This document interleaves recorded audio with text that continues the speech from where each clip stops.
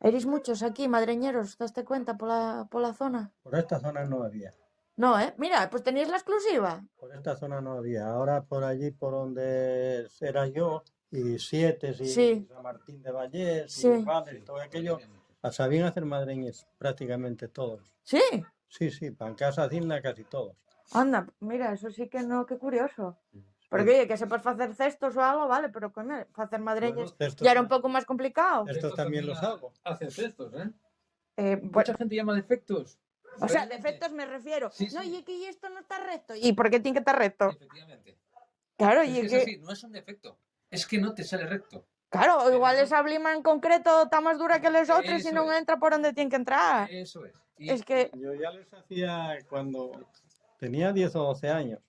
Y a lo mejor mandaba en casa a la Allende que llamaban Sí. con los vaques. Y muchos vecinos que eran bien que los hacían, dice, hazme un cesto. Y hacíalo allá mientras que cuidaba los vaques y cuando venía de vuelta ya lo entregaba. ¿Ya lo tenéis fecho? Sí, Hombre, claro. No, no. sí. ¿Y eso enseñaronte en casa o...? Bueno, eso vas aprendiendo viendo a la gente. Viendo a la gente vas aprendiendo. Es que yo creo que lo de los cestos ya algo o sea, que estaba muy Sí, en presente casa- porque era algo muy necesario. Mi padre hacía los, claro. Claro, es que antes se tenía que hacer todo en casa. Mi padre hacía los. Todo. No, y había Ahora los, nos hemos- o sea, los de Blima y luego los otros, los de Listón, ¿no? Claro. Es Que se esos ya puede hacer- era... Igual Sí. esos eran más complicados. Los de esos otros que... Los lisos.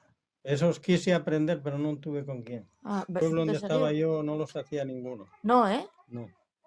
Qué cosa. Y venían de otros pueblos a venderlos. Sí.